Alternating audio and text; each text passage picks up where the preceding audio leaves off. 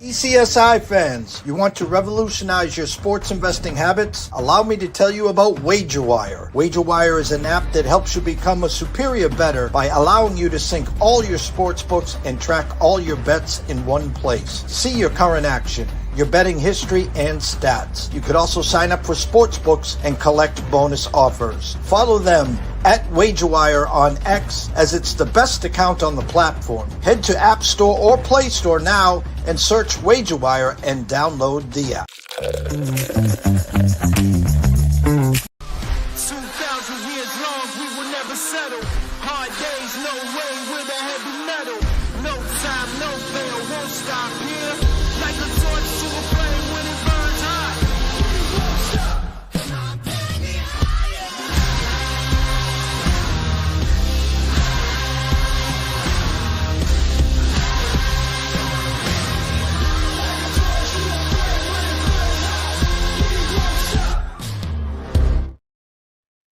Good morning, sports fans from all around the globe. I am the host, Jeff Dawson, East Coast Sports Investors, and it is that time. It's Friday. It's 4 men in a box. It's conference championship weekend. Sunday, I guess at 12:15, we'll know who's in the final 12, but there's some games to be played tonight and tomorrow. Super stoked to have the boys here for a show as we get ready for the last Friday of the regular season / conference championship. So a lot to talk about as we've been doing all week. The headliner, will the NITTNEY Lions send the Ducks quacking in the Big 10 championship here?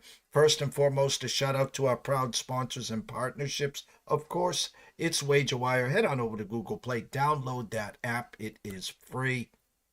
Viva Tequila, Seltzer, CT Bets, Austin, my go-to guy locally here, Lemon, coconut, and 4 exciting other flavors. A true six-pack now from Viva. Go try one where you purchase and drink adult beverages. Last but not least, Terry Smith and Atlanta Steaks and Seafood. Jump on over to Facebook, introduce yourself there. While you're there, place an order at atlantasteaksandseafood.com.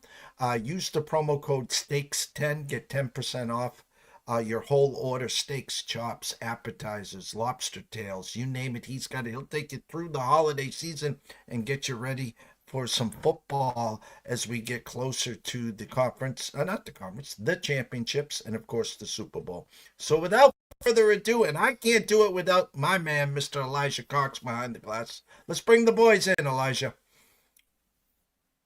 What's up, gents? Man, you aren't lying. I cooked some of those fillets that Terry sent from Atlanta Steaks and Seafood. They are amazing. Salt, pepper, a little garlic. That was all. I mean, just a beautiful cut of meat.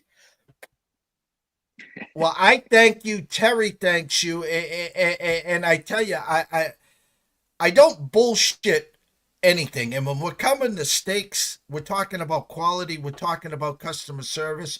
And you're talking about a guy that's in Atlanta. And for me, it's 2 days shipping. And when I open up the box, the dry ice is still singing to me. These things are, rock solid. So glad that you enjoyed it. And he's got so many different flavors and brands there. So have fun with it, Matt. Maybe Quentin and Nick next on the board there. My grill never stops here back east. So, Quentin, what's up, my brother?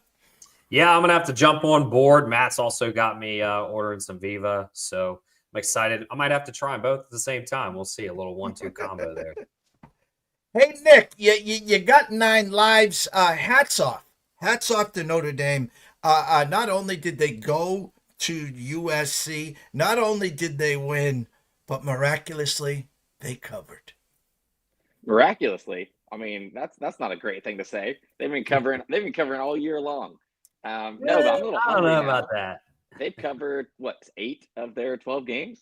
I think that's pretty good. No, but I'm talking about the pick six. Anyone that had USC plus the 7.5, tough way to go down. But you came on the show and you were talking what my ears love to hear, team total, and that was never in doubt. Yeah, and that's kind of where I played it. And as we've said this plenty of times, even through the playoffs, I will not play a Notre Dame spread just because I have personal investments in them. But yeah, team totals I'll play. I just saw that happening all the way, and I said even if it's a close game, I could have seen UCLA wasn't getting blown out by anybody in all 6 of their losses this year. They kept it close, so I didn't want to touch that. But team total with the way Jeremiah Love's running right now, and everything with their offense, I didn't expect 2 pick sixes, especially 100-yard ones. That obviously helps the team total. But yeah, Jeff, I'm sitting comfortably at home, just waiting to see who Notre Dame hosts in the playoffs. Well, I'm going to stick with you for a second because I'm going to play the chaos game. Of course, Notre Dame doesn't have a conference, therefore they're not in the conference championship. There could be some chaos because, of course, the procrastinators, whatever we want to call them, have Notre Dame hosting Alabama. Notre Dame 3.5-point favorites is the first game there. But as I said this, and I want your thoughts here, if Georgia beats Texas, if Penn State beats Oregon, they're not going to slide those 2 teams, even though you're on a bye. I don't think they're going to slide those 2 teams behind Notre Dame.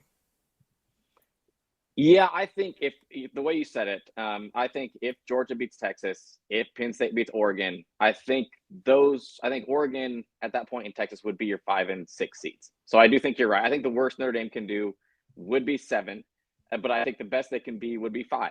I think if like the favorites win and kind of everything holds, I think if Texas beats Georgia, if Oregon beats Penn State, then I think Notre Dame would be 5. I think they'd probably have Penn State 6 or 7, because I could see them being behind Ohio State just because of that head-and-head. I could see if Georgia loses to Texas, that's 3 losses. And I know, okay, this is where I'm at. I can get on a rant, and I don't want to keep this too long. I just wish we knew what the committee was going to do about these conference championship games. Like, are they going to count like to what they do? Are they going to punish teams?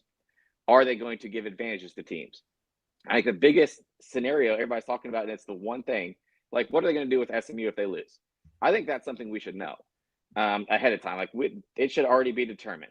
Just because think of, and I love Indiana. Like, don't get me wrong, I'm from Indiana, love Kurt Signetti, everything he's done with the Hoosiers this year, but why should SMU possibly get eliminated from the playoff because they're playing an extra game when Indiana is sitting at home doing nothing, and they could stay in as the 9 or 10 seed, and SMU might get bumped for Alabama? So I just wish we kind of knew what was going to happen and what they were thinking ahead of time. Me personally, if you lose to a 6-6 Vandy team, a 6-6 Oklahoma team, where you score 3 points, you should be eliminated. Like I said, sorry to get on this rant, but I just think we should know ahead of time what they're going to do with SMU and what they're going to do with all of these conference championship games. I don't think a team should be punished, and I don't think a team should be favored, I guess, if they win it or if they lose it. Matt, I'm going to go to you, and I'm going to stay right there because I'm having flashbacks of a couple years ago. SEC championship game, an undefeated Georgia team versus a 1-loss Alabama team. Georgia knew before kickoff, win, lose, or draw, we're going to the Final Four. And Alabama was in that sense of urgency. If we don't win, we're out. And so Georgia didn't open up their full playbook because they knew kind of we're going to probably see these guys again if we lose this game. What happens? Alabama beats Georgia, and Georgia then goes on to the Final Four and wins the national championship. The same thing right now with Clemson. And Nick, you're spot on. Spot on, because now Clemson playing with house money, we win, we're in. And SMU sitting there, hey, we got 1 loss, we're in the championship. There's no way they can drop us out, correct? Yeah, I think SMU's in. I think the betting markets are telling you that too. Right now, DraftKings has SMU to make the college football playoff minus 400 for the yes. Alabama's minus 390. So right there in that same boat. I don't see how you leave SMU out unless they get trounced by like 40 points and just look terrible. Or if they lose a quarterback, they'd really have to lose Parker Stone too to get the Florida State treatment. But I think SMU is in. I think it would be a travesty to not put them in, even if they lose. Phil, we got a lot of games here. You know, we're sitting here looking, and we're playing the woulda, coulda, shouldas. And Nick Saban knew last year it was his last year. and basically a big late rally cry. Hey, we got to get Alabama in there. And so now they're sitting back there. Earlier in the week, they were minus 180 to make the playoffs. As Matt just said, minus 390. If you were quick to the trigger, you could have got them 20-1 to win it all. Now it's down to 15, 16-1 there. Thoughts? Did a 20-1 or even a 16-1, would that have enticed you, knowing potentially Nick sitting there like, come on, Alabama, come on down. Oh, by the way, you're 3.5-point underdogs next week. I'll tell you what, it's enticing for sure, and I'll say this on our show later. There's two teams that until they lose, you just don't bet against in a playoff format, and that's Georgia and Alabama. The problem with that, and I'll side with Nick here, is as of Tuesday, they were slid in to play at Notre Dame. Cold, nasty, South Bend. Like, that's not where Alabama needs to be. If they had a Southern draw, I think then that obviously makes that number look even more juicy. But knowing that they would have to potentially go up north, Jalen Milroe right now is kind of a one-man show. It seems like teams have just kind of doubled up on Ryan Williams and taken him out of the game for all intents and purposes. I don't know if they could survive that. If they could get through Notre Dame, then they could beat anybody up there in my mind. The problem is it's that big first game, potentially in South Bend or any other cold spot for that matter. I don't know if they have enough forces to do that. I don't know what happened. I don't use the word shock. I don't get shocked. When you get older like me and you get less hair and it turns gray, there's nothing I haven't seen. There's nothing that I haven't been a part of. But when you are set up for success and you're 19.5-point favorites against your rival, which you're setting up a revenge game in the conference championship to face the Oregon Ducks, and you lay an egg that big, Nick, what in holy bleep happened to Ohio State last Saturday? I honestly think it was Ryan Day trying to make a point from the last 3 years. It was very confusing to see like their offensive scheme. It was one of those where it seems like he had been listening to the outside noise and said, "Oh, you've lost to Michigan because you're not as physical. Your offensive line isn't as good. Your defensive line isn't as good." Soft. So you're soft. Like you're losing because you're soft. And it seemed like they refused to use what's Ohio State have better than Michigan? All of their athletes on the outside. They have 2 NFL running backs. They have 3 NFL receivers. Jeremiah Smith, every time they threw the ball up to him, was either a catch or a pass interference, and he refused to do it.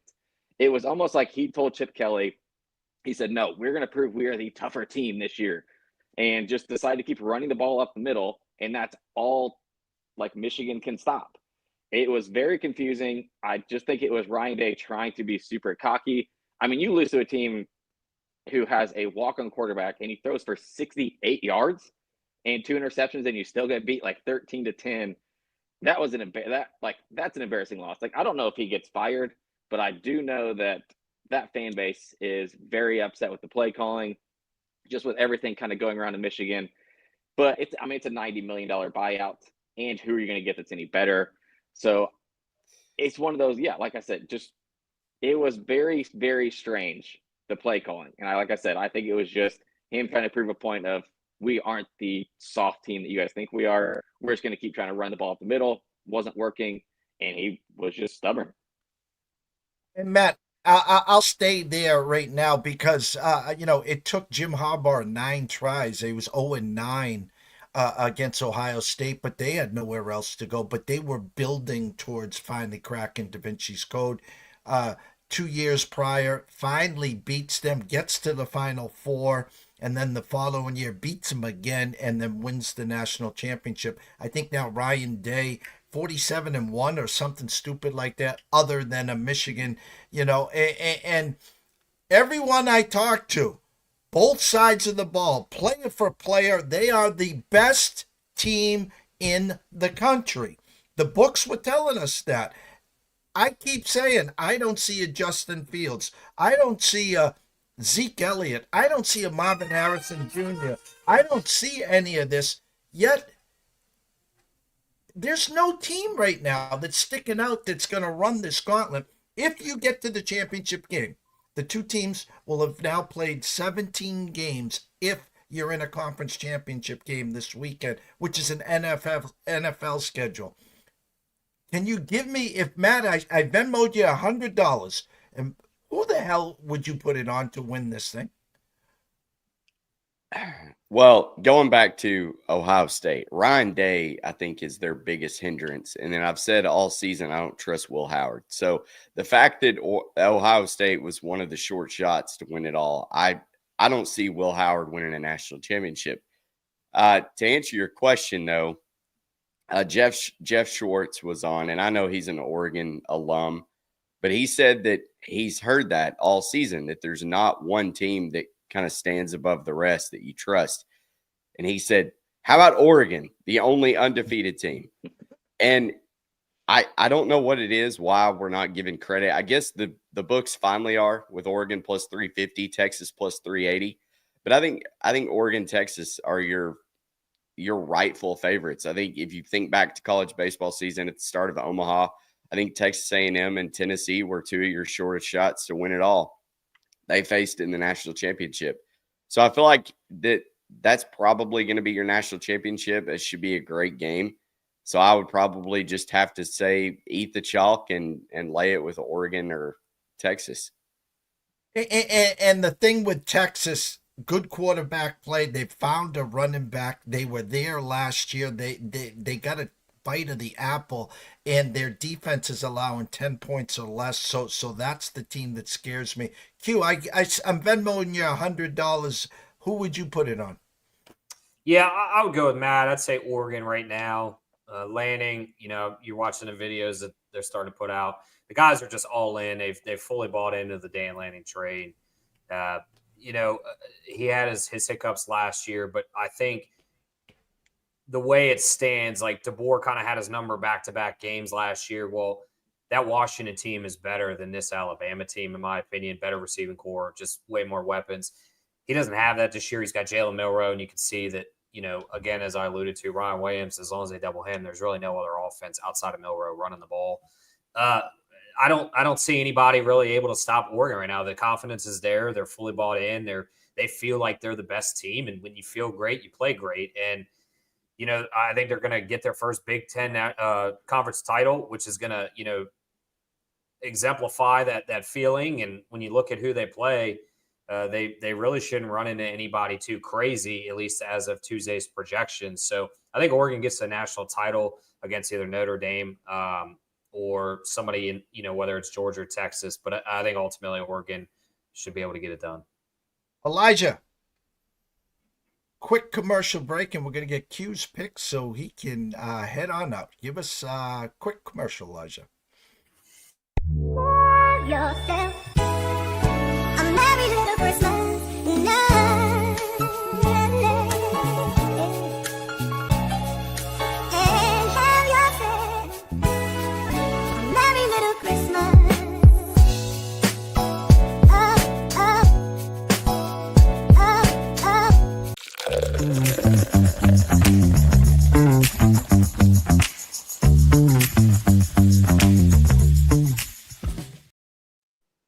Stage is yours, Q. All right. So I played Oregon money line as well as Oregon -3. I bought that hook. I think they should win by at least a touchdown pretty easily against Penn State. I'm going to give you a small play here that I absolutely love. Georgia money line. I'm going to side with SEC Unfiltered Chris Phillips on this one. And I said it on our show last Tuesday. Until Kirby Smart gets beat in this game, the SEC runs through Georgia.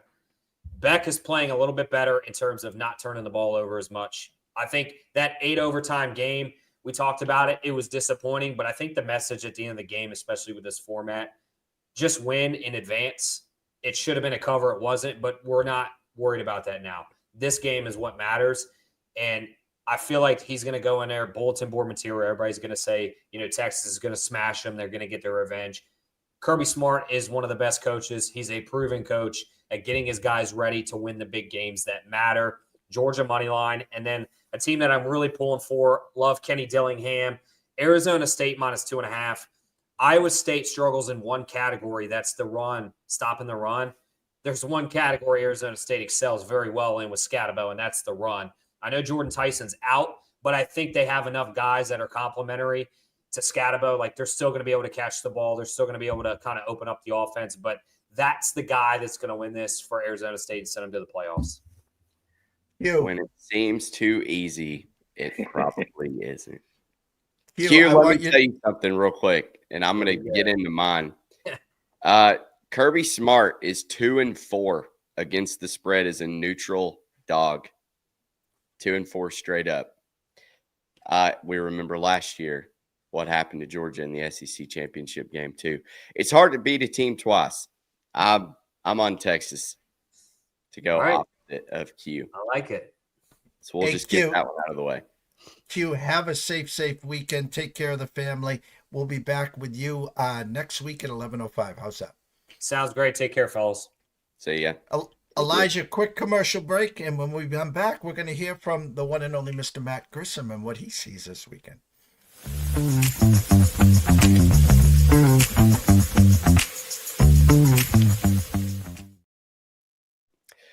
All right, so I already hit Texas money line. Sorry, Q. Got them minus 135. I do like Arizona State with Kenny Dillingham here. Matt Campbell is 0-5 in his career as a neutral field underdog. So I expect Arizona State to be able to win that one. Jordan Tyson is out, so that's going to hurt Sam Levitt a little bit. But I feel like Cam Scatabo is just going to be able to run the ball. Then let's go SMU. I think we know what Clemson is. I don't think they're a very good team.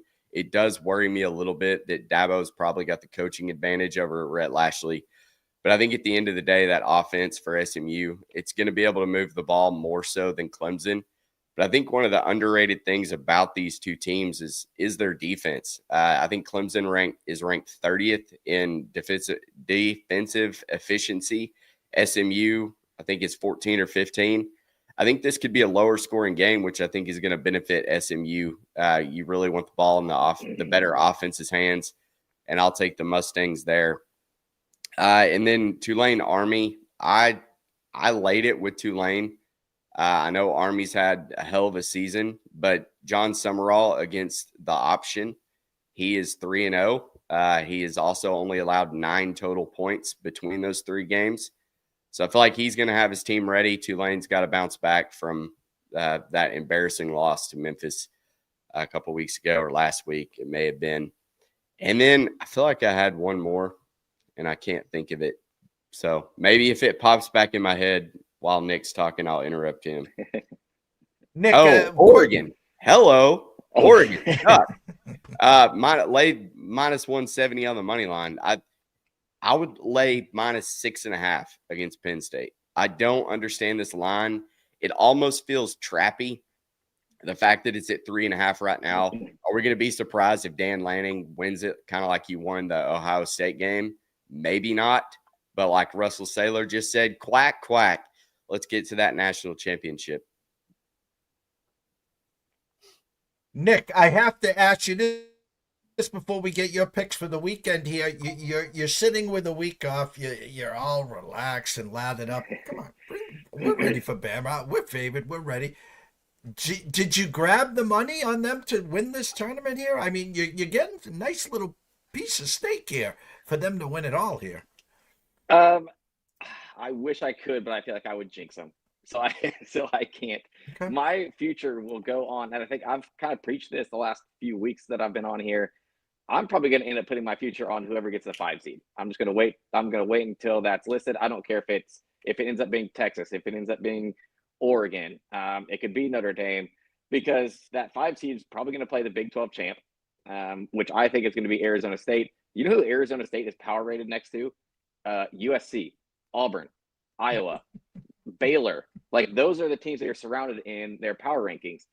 Everybody's going to want to play them first, and then you're probably getting either Boise or UNLV in round 2. So my future is going to be on whoever gets that 5 seed. I think, speaking of, do you give Boise State the win here automatically, Nick? Or do you think UNLV is going to win this rematch? I am not touching. I think That's going to be very close. I think if it wasn't on the Smurf turf, I think it would give UNLV a little bit better shot.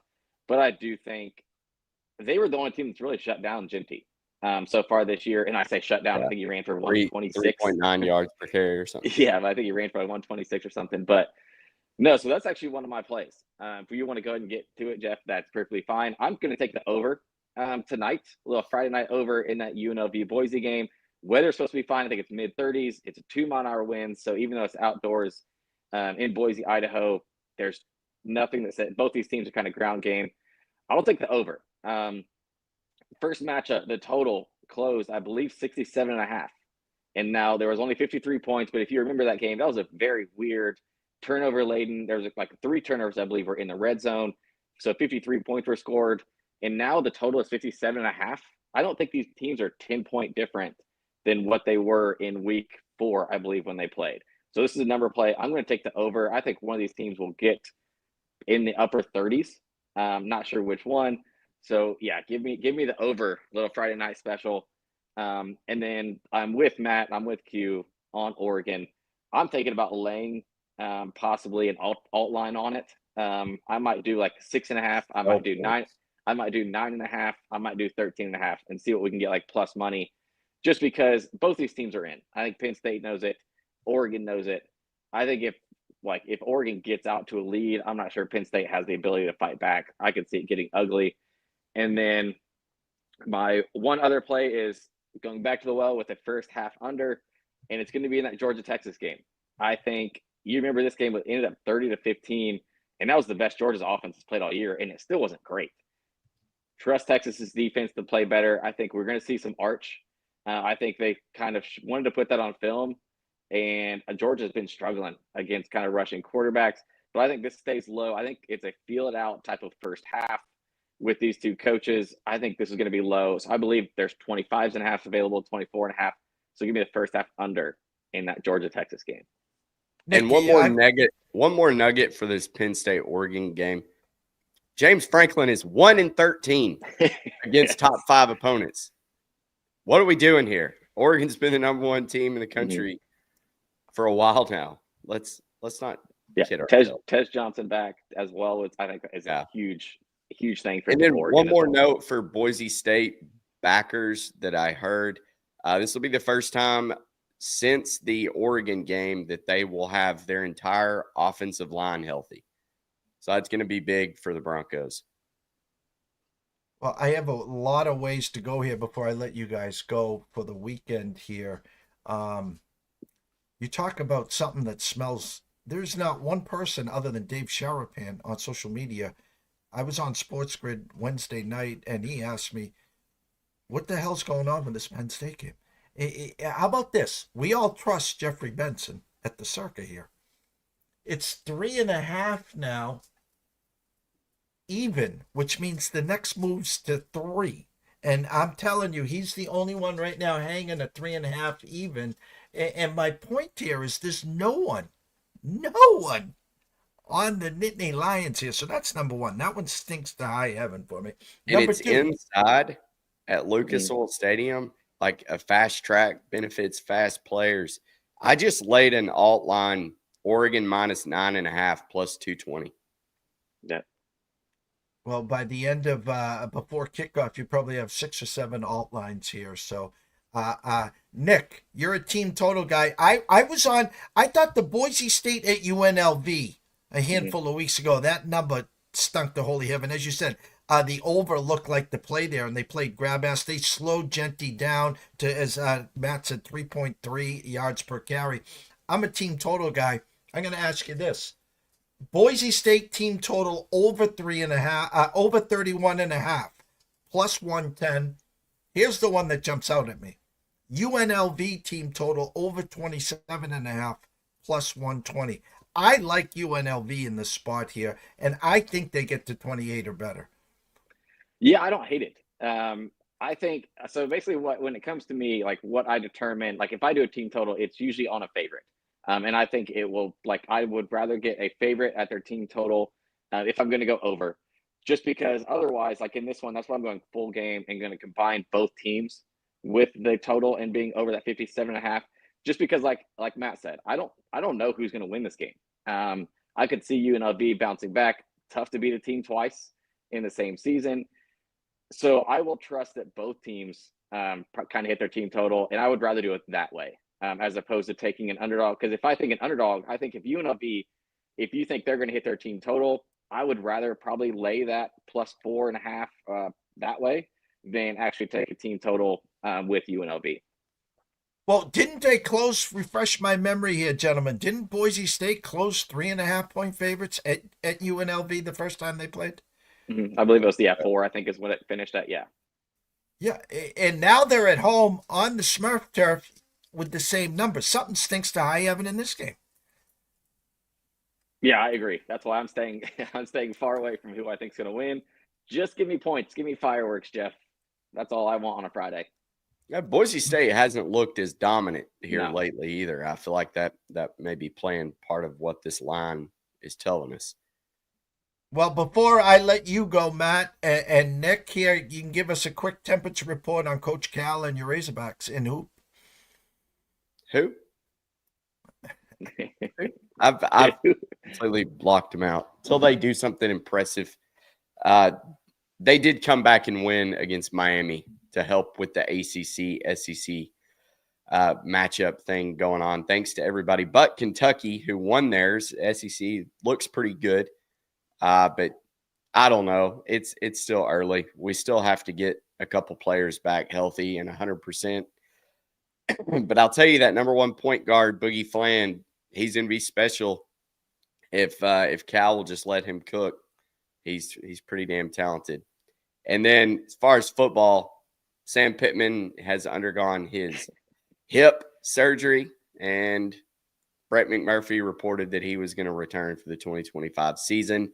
Bobby Petrino was seen on an airplane going to interview for the Charlotte job, but he has since removed his name from the Charlotte job. And we got Madden Iamaleava, Nico's little brother. He just flipped, I think, a 4-star quarterback commit, flipped from UCLA to Arkansas. So there's your hog report in a nutshell.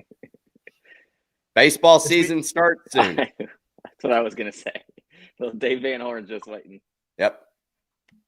And then of course, yeah, I guess the cherry on top here, Nick, closing thoughts here. Bill Belichick interviewing for the UNC job.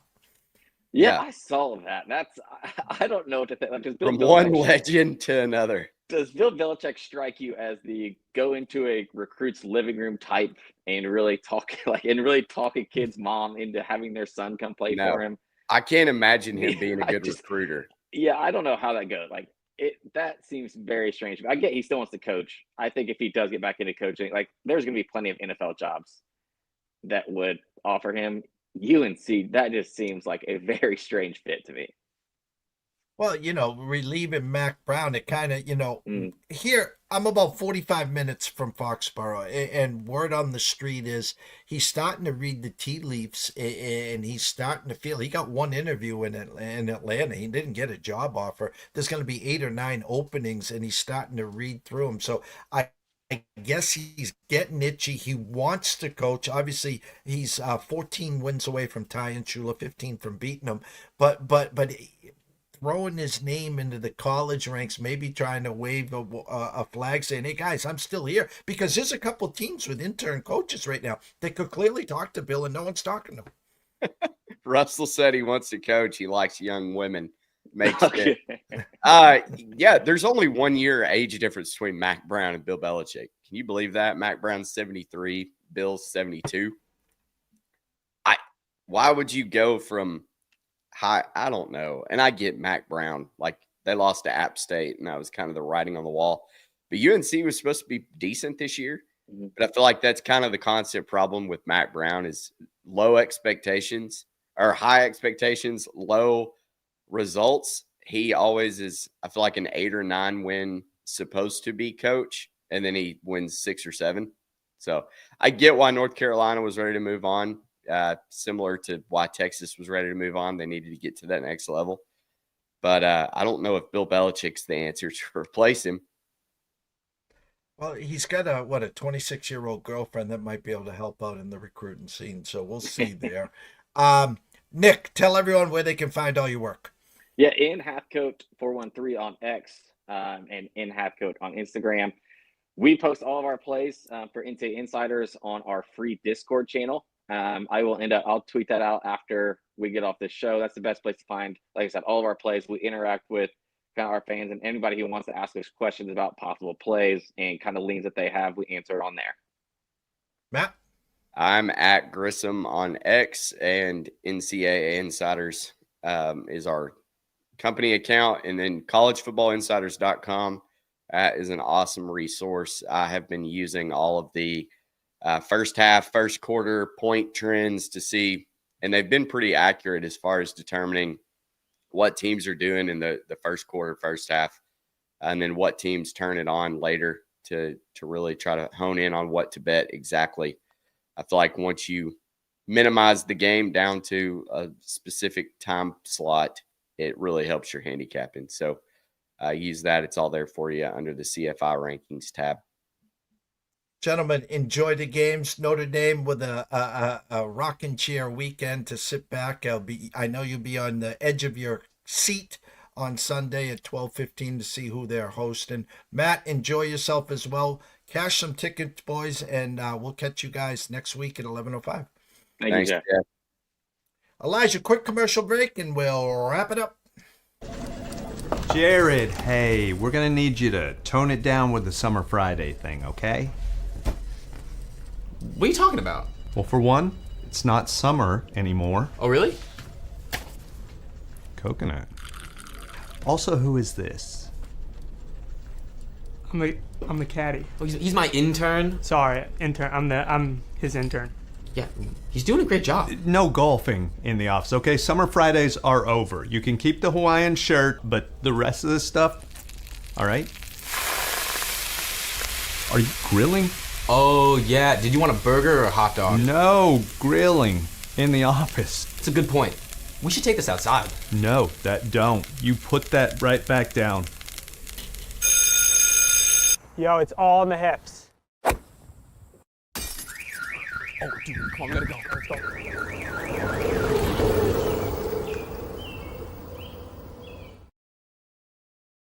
Oh, crazy way to wrap up the Freaky Friday, as we called it, with Andrew McGinnis at Wager Talk at 10 a.m. I got to give a quick shout out to Mr. Russell Saylor. Hey, Russell, tell Will at subterracoffee.com. Let's connect. I have to go out after this show, before my closing bell show, and get a couple more cases of coffee. I am out, and I drink 9, 10, 11 cups a day. I can't be without my coffee. So again, look forward to connecting with Will, and go check out subterracoffee.com. Place an order today, and it looks like, if I'm reading correct, 15% off your first order. So head on over to subterracoffee.com. Tell them Jeff from ECSI or Russell Saylor sent you over there. I'm looking for 3 o'clock. The closing bell, myself and Riley Magnuson, to get today's games all set up for you here. We got a couple college football games. We got some college basketball games. NHL, a handful of games that we broke down with Andrew at Wager Talk at McGinnis Picks earlier today. I want to give a shout out, of course, to Matt Grissom, Quentin Mills, and Nick Halfcoat. They've been amazing. And of course, couldn't have done it without Mr. Elijah Cox, the best in the business, hands down, without a doubt. So everyone, have a blessed morning, a good afternoon, and we'll see you back around 3 o'clock. Stay tuned.